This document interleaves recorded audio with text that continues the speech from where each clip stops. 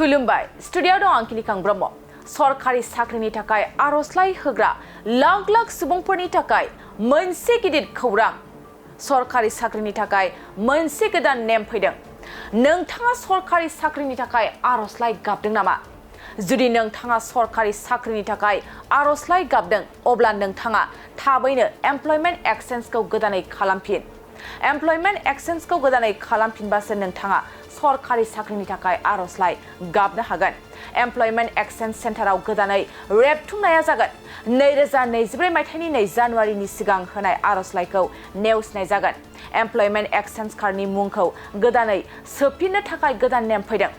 नोंथांनाव रेबथुमनाय दंब्लाबो रेबथुमनायखौ फिन गोदानै खालामफिननांगोन नङाब्ला नोंथांनि रेजिस्ट्रेशनखौ केन्सेल खालामनाय जागोन नंगौ 2 जानुवारिनि सिगां रेबथुमनाय सुबुंनि रेजिस्ट्रेशनखौ केन्सेल खालामनाय जागोन नोंथाङा एमप्लयमेन्ट एक्सचेन्ज कार्डनि गोदान रेबथुमनायखौ 2024 मायथाइनि 15 आगस्तनि सिगां खालामनांगोन आसाम सरकारनि सेवा सेतु पर्टेलाव थांनानै फिन रेबथुमनायखौ खालामना ला नोंथाङा अनलाइन आर'जलाइ खालामनो थाखाय sevasetu.assam.gov.in आव क्लिक खालाम आरो ई-प्रमानाव लगइन खालाम बेनि उनाव OTP गोनां मडनि गेजेरजों आधारनि फोरमायथिखौ फोरमान खालाम आरो आर'ज बिलाइयाव गोनां डकुमेन्ट्सफोरखौ आपल'ड खालाम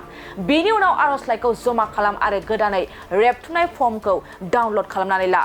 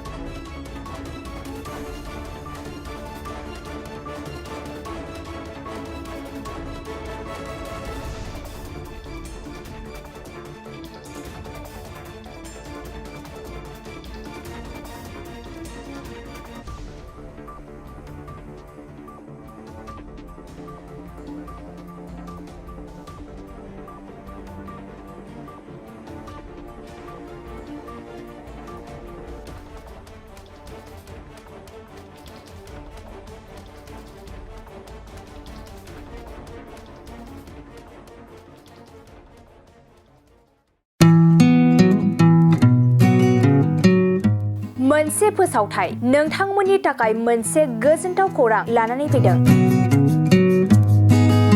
चिरां जिल्लानि सिङाव थानाय काजलगावनि सिफुं हटेलखौ गुवाहाटी नोगोरनि साखाथियाव थानाय सानसारियाव गोदानै मोनसे सिफुं हटेल ब्रान्च खुलिनाया नोंथांमोननि थाखाय गोजोनथाव खौरां लानानै फैदों नोंथाङाबो जुदि गुवाहाटीयाव थायोब्ला एबा गुवाहाटी नोगोराव दावबायहैनाय समाव बर'नि दोरोङारि ओंख्रिखौ जानो लुबैयोब्ला गुवाहाटी नोगोरनि साखाथियाव थानाय सानसारियाव गोदानै बेखेवनाय सिफुं हटेलाव थांनानै जाहैनो हागोन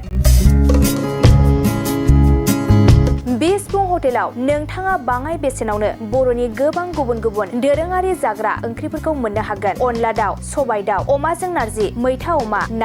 ना बाथोन थारुन अमा आरो गोबां बायदि बायदि बर'नि ओंख्रिखौ बे बर'नि सिफुं हटेलाव मोननाय जायो सोरबाफोर जुदि बे सिफुं हटेलाव बर'नि संनाय खावनायखौ जानो थाखाय सिगांग्रो अर्डार हरनोब्ला नैबे 9864747796 9954772037 जानबुं नम्बराव कल खालामनानै बुकिं खालामहरनो हागोन